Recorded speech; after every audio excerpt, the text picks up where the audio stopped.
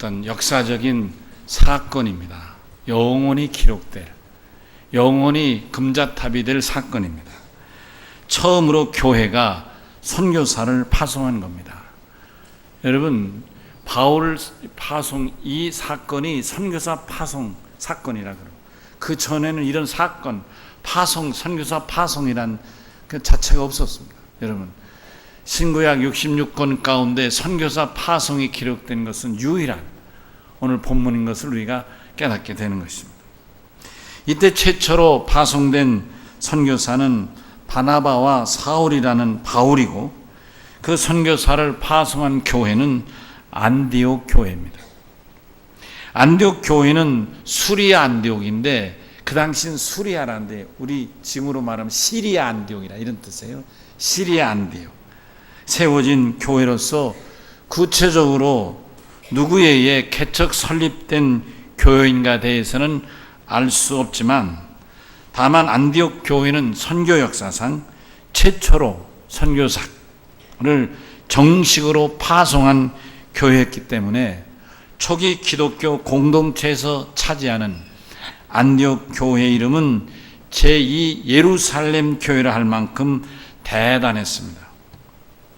최초로 선교사를 교회가 파송했다는 점에서도 대단하거니와, 그 파송된 선교사 중에 바울이 포함되어 있다는 것이 더욱 빛나게 하는 것입니다. 왜냐하면 첫 선교사였던 바울은 2000년이 지난 지금까지도 모든 선교사들의 가장 귀감, 모델이 되는 선교사이기 때문입니다. 이 일로 인해 안디옥 교회 하면 항상 두 가지가 트레이드마크로 떠오르게 되는데, 첫째는 선교사를 파송한 교회, 선교하는 교회고, 두 번째는 바나바와 바울을 선교사로 파송한 교회다. 선교하는 교회, 특별히 바울과 바나바를 선교사로 파송한 교회. 이 두 마디는 안디옥 교회 그러면 당연히 따라오는 트레이드마크다, 그런 말이에요. 안디옥 교회는 이스라엘에서 이라크로 넘어가는, 육로죠. 이라크로 넘어가는 시리아의 중요 거점이라는 지리적인 특성을 갖고 있습니다. 사울이 길리기아 다소 출신인데 여기 안디옥에서 그리 멀지 않습니다. 사도행전 11장 19절 이하를 살펴보면 안디옥 교회의 시작에 대해서 유추해 볼 수 있는 그런 중요한 자료들이 기록되어 있습니다. 스데반의 순교 사건으로 인해서 예루살렘에 거주하던 기독교인들이 각지로 피난하기 위하여 흩어졌습니다. 유다 지방이나 사마리아나 그리고 다른 이웃 나라까지 흩어졌는데, 여기 안디옥은 다른 아시아 나라로 건너가는 길목과 같은 위치이기 때문에 사도행전 11장 19절의 표현대로 베네게와 구브로와 안디옥까지 흩어진 교인들이 유대인들에게 전도했다, 이렇게 말씀합니다. 그러니까 안디옥 교회는 예루살렘 교회처럼 원래 세워져 있던 교회라기보다는 스데반의 순교라는 큰 충격적인 사건으로 인해 핍박을 피해 살아남기 위해서 예루살렘에서 피난 온 교인들을 중심으로 세워진 교회였다, 이렇게 짐작할 수 있습니다. 그러니까 누구에 의해서 세워진 교회라기보다는 순교와 핍박을 피해 각자가 서로 다르게 뿔뿔이 흩어졌던 교인들이 자연스럽게 여기 안디옥에 모여서 저들이 예배하다 보니까 교회가 돼서 안디옥 교회. 아멘. 그렇게 세워졌다, 그런 말씀입니다. 그리고 저들이, 여러분, 우리가 읽진 않았습니다만 사도행전 11장 20절에서 21절 내용을 보면 저들만 모여 예배한 게 아니라 안디옥에 있는 유대인들에게도 복음을 전했다, 이렇게 말씀하는 거예요. 여러분, 믿음을 지키기 위해 삶의 터전을 버리고 피난을 택하여 모인 안디옥에 모인 교인들이었으니까 그들의 믿음이 얼마나 뜨겁고 복음의 열정이었겠는가, 열심을 가졌었겠는가, 충분히 짐작이 갈 만한 것입니다. 우리나라 역사에도 이와 같은 역사가 있죠. 6.25나 혹은 일사후퇴라는 전쟁으로 인해서 북한에 살다가 남한으로 피난해 오신 교인들이 중심이 되어서 세운 교회들이 서울에만도 여러 곳이 있습니다. 우리에게 잘 알려진 영락교회라든지 혹은 해방교회라든지 영암교회라든지 이런 교회들, 아마 우리 감리교로 말하면 인천에 있는 제물포교회 같은 교회들은 황해도 쪽에 믿던 그 감리교 신자들 중심으로 세워진 교회일 것입니다. 이것은 매우 자연스러운 현상이었습니다. 그것은 북한에는 평양의 산정현 교회를 비롯하여 이미 장로 교회들이 많았고, 따라서 교인도 사실은 남쪽에 남한의 교인들보다 훨씬 수가 더 많았기 때문에 저들이 남북 전쟁 중에 흩어져서 이제 북한의 공산 치하를 피해서 자유로운 신앙을 생활하기 위해서 남한으로 피신 오신 이분들 중심으로 모여서 예배하고 그들 중심으로 교회가 세워지게 되었다, 그런 말씀인 것입니다. 북한하면 평양이 가장 기독교가 부흥했던 도시로 인식되지만 사실 평양 외에도 선천, 정주 이런 쪽에는 기독교가 매우 부흥된 도시였다고 합니다.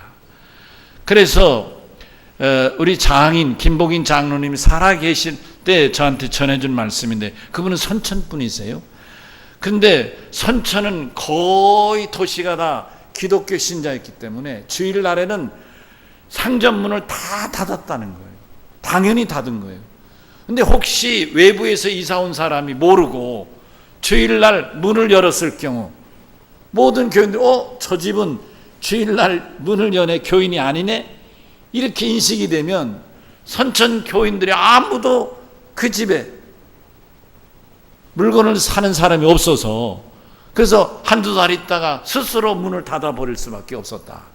그만큼 선천 지역은 믿는 교인들이 많았다, 그런 얘기를 하셨어요. 근데 사실은 조금 다른 나라 얘기지만 제가 미국에서 공부할 때 공부한 도시가 털사인데, 그 털사가 한 100만 되는 도시예요. 큰 도시예요. 대전, 유성, 신탄진, 전주 포함한 것보다는 좀 적지만 한 100만이니까 꽤 큰 도시입니다, 미국에서는. 근데 제가 놀란 것은 주일날 예배를 드리러 아이들하고 차를 타고 가는데 모든 상점이, 도시에 있는 모든 상점이 다 문을 닫은 거예요.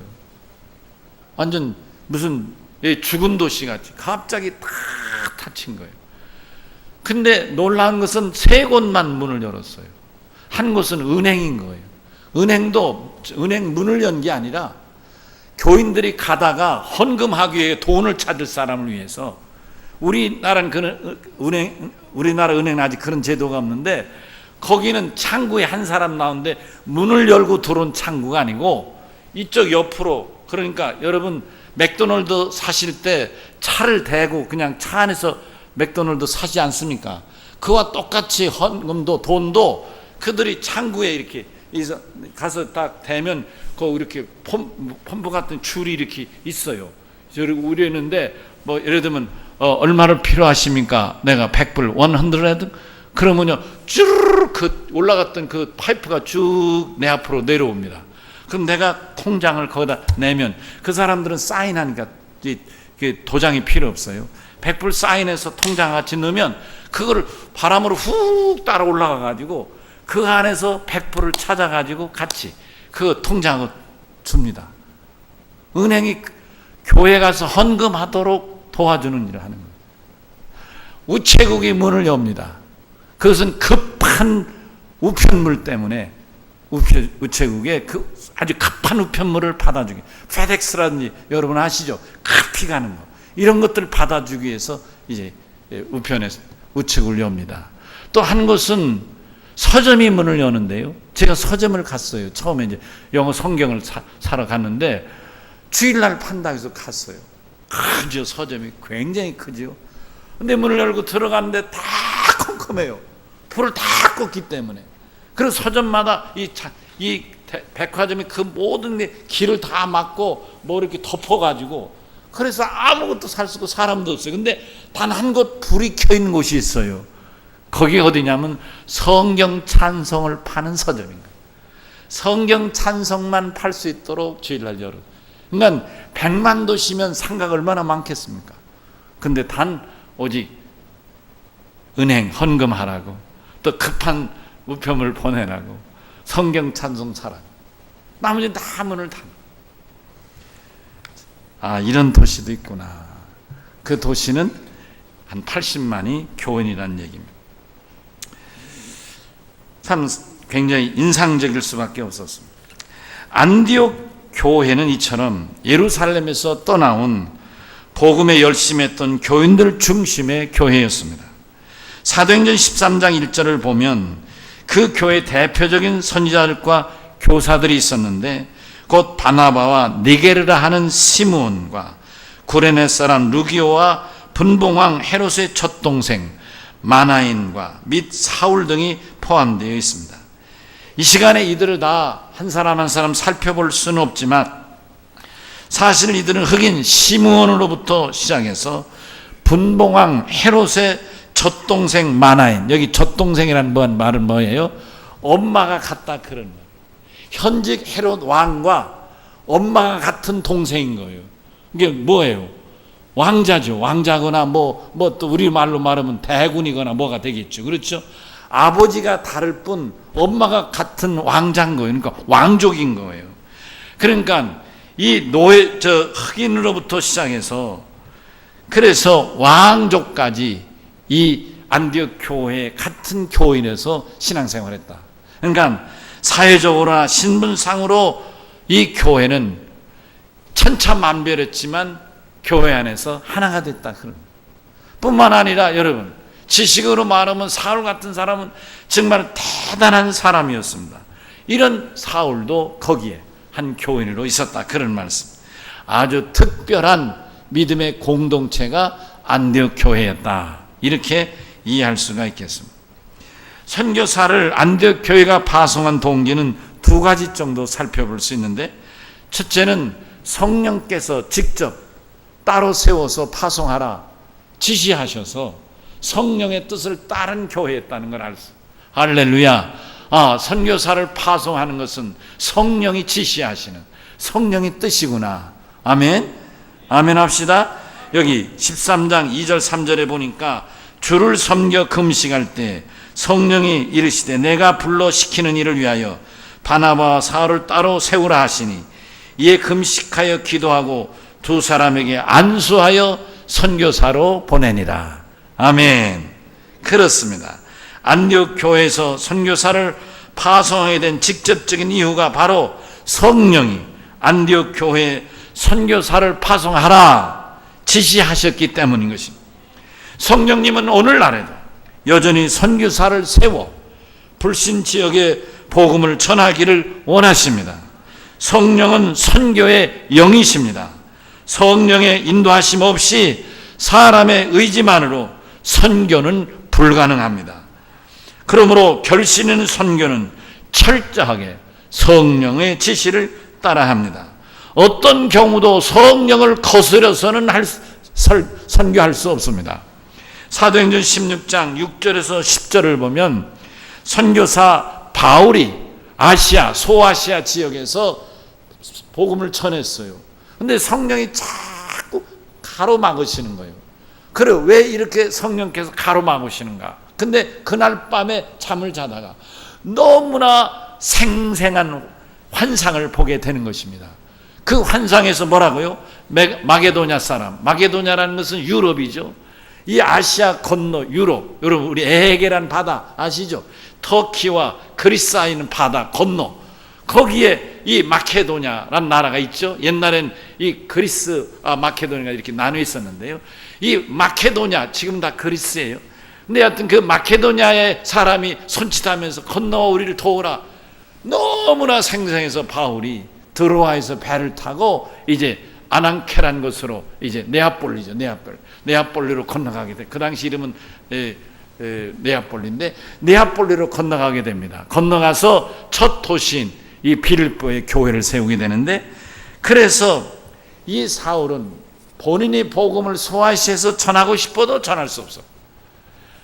성령이 막으시니까 선교도 할 수 없지만 성령이 인도하시니까 놀랍게도 유럽의 첫 선교의 문을 열게 됐다. 할렐루야. 선교사의 파송은 그러므로 철저하게 성령이 이끄시고 우린 다만 성령의 지시를 따를 뿐입니다.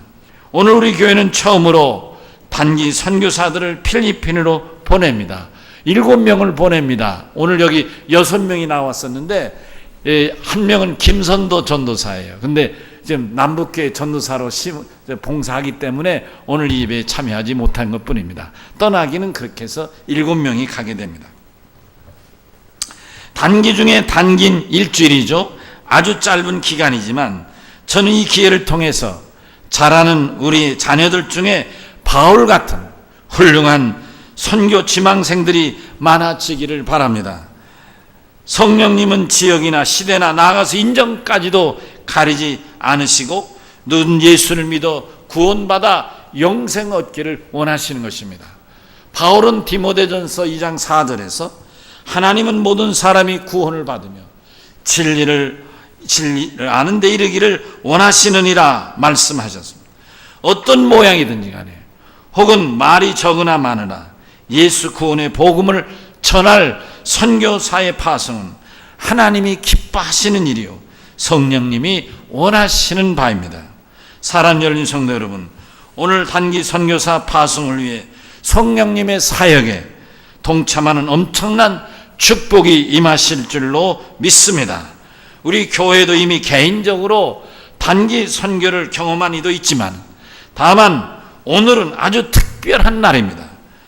부목사를 인솔자로 해서 필리핀으로 우리 자녀들을 중심으로 단기 선교사를 보낼 수 있게 되었으니 이는 하나님의 크신 은혜요 축복인 줄로 믿습니다. 이 일로 인해서 우리 자녀들이 세상을 보며 꿈을 꾸는 변화를 기대합니다. 10,000m 넘는 그런 높은 창공을 나는 비행기 안에서 세계를 내려다보고 품고 가슴에 품고 선교의 사명으로 거듭나기를 기대하고 축복해 줍시다. 날씨와 언어를 포함해서 여러 가지 필리핀 문화의 충격 속에서도 잘 다녀오도록 뜨겁게 기도해 주십시다. 한 사람 바울의 선교 사역으로 인해서 예수의 복음이 아시아를 넘어 유럽까지, 유럽을 넘어 미국 대륙까지, 미국을 넘어 다시 이 극동아시아까지 전 세계 복음화로 변화시키는 복음의 능력이 되었습니다. 나는 필리핀 단교 선교사로 참여한 우리 아들과 딸들이 준비부터 사역하고 돌아오는 마지막까지 전 과정을 통해서 복음으로 그들이 먼저 변화되는 모습을 발견하고 일생을 복음의 사람으로 변화되기를 바랍니다. 안디옥 교회에서 파송받았던 바나바와 바울 같은 역사적으로 훌륭했던 복음의 사역자도 많이 나오기를 바랍니다. 복음만이 나와 내 가족을 살리고 이웃과 사회를 근본적으로 바꿔갈 우리 모두의 희망인 줄로 믿습니다. 안디옥 교회는 하나된 또한 교회였습니다. 성령이 지시해서 선교사를 파송한 교회가 안디옥 교회의 첫째 특성이라면 둘째는 안디옥 교회는 하나된 교회였다. 선교적 용어로 멜팅 팟이라고 합니다. 이건 영어인데요. 멜팅이라는 녹이는, 끓는, 끓는 100도 이상 녹아서 끓어서 녹는 그런 멜팅이란 끓이는 혹은 녹는 이런 뜻이고요. 팥이라는 건 솥단지라 그런 뜻입니다. 그러니까 끓는 솥단지다 그런 말씀인 것이죠. 이는 신분이 서로 다른 교회 구성원들이 복음으로 하나가 되었다는 뜻입니다. 그 당시의 관행으로 볼 때 신분을 뛰어넘기란 결코 불가능했지만 오직 예수의 복음으로 하나 될 수 있었기 때문입니다. 본문 1절을 보면 니게르라 하는 시므온은 흑인이란 뜻이에요. 영어로 니그로라고 그러죠. 니그로.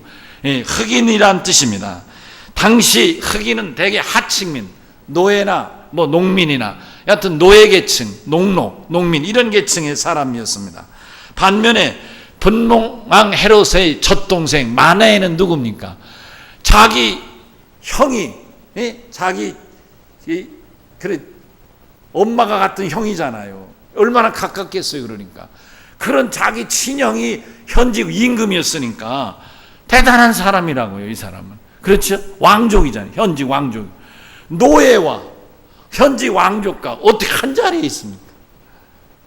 이게 그 당시에 사회적 관념으로 보면 도저히 있을 수 없는 일입니다. 오직 복음으로 성령으로 녹아지니까 그런 신분이나 지 이런 빈부 귀천 이런 걸 뛰어넘어 하나가 되었다. 그런 말씀인 것입니다. 여러분 우리가 아는 바울만 해도 그렇지 않습니까? 바울은 대단한 사람입니다. 여러분 가발리엘이라는 세계적인 대학자 이 밑에 어린 7살 때 이제 제자로 들어갔는데요. 이 사울은 수제자예요. 수제자. 그러니까 그 당대에 이 사울만큼 더 지식이 뛰어난 사람은 없는 거예요. 지식으로 하면 세계 최고의 지식인 거예요. 이런 사람도 거기 하나가 되었으니까 지식으로나 배움으로나 뭐 지위나 신분이나 이런 걸 다 떠나서 오직 성령으로 하나 된 교회였다. 할렐루야.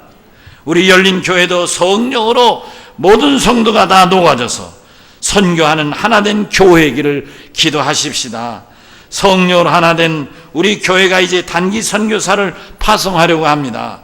우리 모두 복음으로 뜨거운 하나됨을 고백하고 이들을 주의 손에 맡겨 드립시다. 지혜와 능력의 복음으로 무장해서 국가 세계를 가슴에 품는 선교의 꿈과 비전을 크게 키우고 돌아올 수 있기를 기도해 주십시다. 안디옥 교회는 인류 역사상 가장 위대한 선교사 바울을 파송했습니다. 사울의 역량과 선교의 열정을 미리부터 알아본 사람이 바로 바나바입니다. 예루살렘 교회로부터 위임을 받은 바나바는 자기 혼자서 무엇을 하려 하기 전에 안디옥 교회를 섬기려 하기 전에 먼저 사울의 고향인 길리기아 다소에 가서 은거하고 집거하고 있는 조용히 혼자 있는 그런 사울을 찾아가서 설득을 해가지고 당신이 예수 믿어 구원을 받았는데 이대로 고향에 혼자 있으면 되겠느냐. 나와 같이 나는 부족하니까 당신이 도와서 안디옥 교회를 같이 세우자. 당신 성령 받은 사람이 이러고 있으면 되겠느냐. 그러니 안디옥 교회를 세우자. 섬기자. 이렇게 설득한 거예요. 설득해서 사울을 데리고 와서 둘이 안디옥 교회를 섬기기 시작했다. 그런 말씀인 것입니다. 그것은 바나바가 사울의 인물됨을 알고 있었다는 뜻입니다. 선교 역사상 가장 훌륭한 선교사는 물론 사도 바울입니다만 그런 바울을 찾아내서 선교사의 길을 가도록 이끌어준 사람은 바나바인 것입니다. 이는 마치 흙 속에 감춘 아주 귀한 보화를 찾아내서 그 가치를 최고도로 끌어올리는 사람과 같다. 이런 말씀이신 것이죠. 그러므로 선교사 바울을 말할 때 그를 찾아낸 바나바를 말하지 않을 수 없습니다. 비록 선교의 과정에서 서로는 다른 길을 2차 선교 때부터 헤어졌죠. 비록 그렇게 헤어졌지만은 그럼에도 불구하고 선교의 현장으로 불러낸 사람은 분명 바나바인 것입니다. 바나바는 마가를 데리고 가고 바울은 실라를 데리고 갑니다마는 그럼에도 불구하고 선교 역사에서 어느 누구도 바나바의 업적을 비교할 수 없는 위대한 선교사 바울을 발굴한 사람인 것입니다. 바울을 통해서 복음은 단순히 유다와 사마리아에 머물지 않고 급기야 유럽으로 넘어가서 당시 세계의 중심이었던 로마까지 복음을 전합니다. 바울이 복음을 전했는데 로마 사람에게 복음을 전한다든지 로마 유대인에게 복음을 전한다는 뜻만이 아니라 실상은 바울은 로마 황제까지 복음을 전한 사람입니다. 여러분 잘 보시면 사도행전 20장에서는 예루살렘의 수많은 바리새인과 사두개인들을 향하여 단대에 복음을 전함으로 감옥에 붙들려 갑니다. 그가 사도행전 26장에 보면 아그리빠 왕하고 베스도 총독 앞에서 자기가 다시는 이런 일을 하지 않겠다고 한마디만 하면 그 재판에서 벗어나 자유인이 될 수 있는데도 불구하고 전혀 개의치 않고 베스도를 향하여 죄인의 몸으로 재판을 받으면서도 아그리빠 왕에게 아그리빠 왕이 아시지 않나이까? 하나님을 아시지 않나이까? 단대하게 복음을 전했습니다. 뿐만 아니라 저가 로마에 가서도 그가 이제 연금 상태이지만 틈틈이 시간을 내서 로마의 기독교인들을 찾아와서 같이 예배 드리고 격려해 줬어요.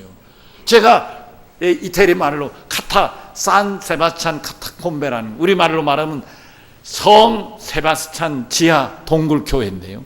거기를 갔어요. 가서 제가 그 안내자의 설명을 쭉 뭐 그 지하 몇 미터인지는 모르겠죠. 계속 들어가고 꾸불꾸불하고 여하튼 혼자 들어가면 살아날 수 없는 것이죠. 왜냐하면 거기는 무덤도 있고 화장실도 있고 주방도 있고 방도 있고 예배장도 있고 다 있는 곳이니까요. 제가 그분의 안내를 받고 한 30분인지 1시간인지는 모르지만 쭉 순례하면서 제가 인상적으로 남은 게 있어요.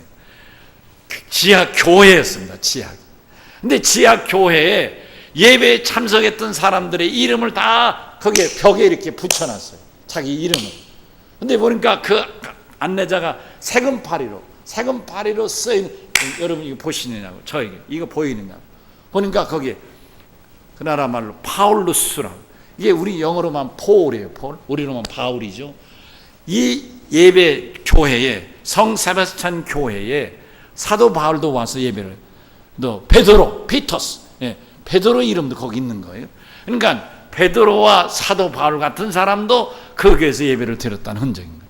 그러니까 바울은 로마에 연금된 상태에서도 교인들에게 믿음을 격려하고, 아멘, 핍박 중에도 믿음을 지키도록 격려할 뿐만 아니라 자기가 삼신 재판 받을 때 황제 앞에서도 복음을 전하고, 그로 인하여 그는 황제의 명예에 의하여 참수형을 당하게 되었던 것입니다. 놀랍죠? 길리기아 다소에 연거했던 바울이 로마 황제 앞에서도 이렇게 당당하게 복음을 전할 수 있었던 이런 위대한 선교사인 줄을 누가 알겠습니까?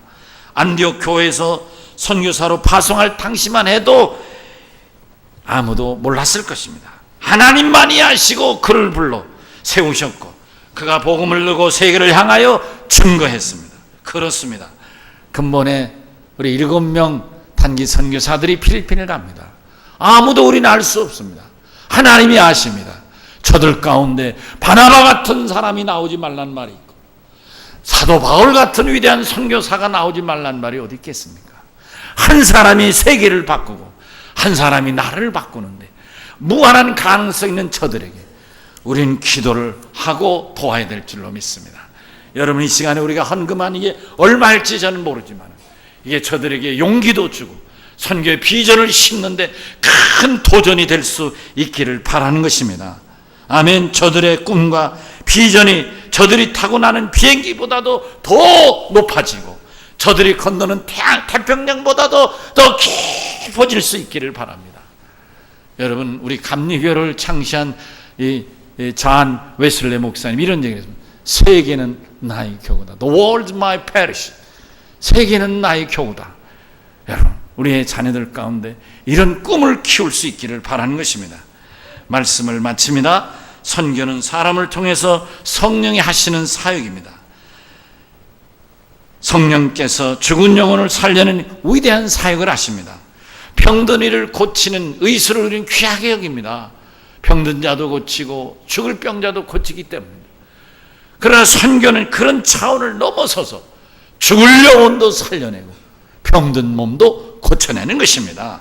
할렐루야. 저는 이번 선교 파송이 단순히 단기 선교사 파송으로 끝나지 앞으로 더 계속 단기 선교사도 해마다 파송할 수 있고 나아가서는 전임 선교사도 우리가 파송할 수 있기를 바랍니다. 역사는 돌고 돈다고 말하지 않습니까? 안디옥 교회, 피난 시절의 안디옥 교회 선교 파송이 세계를 바꾸는 것처럼 우리 교회 선교 사역이 아시아와 세계를 바꾸는 놀라운 변화 역사의 출발이 되기를 주의 이름으로 간절히 축원합니다.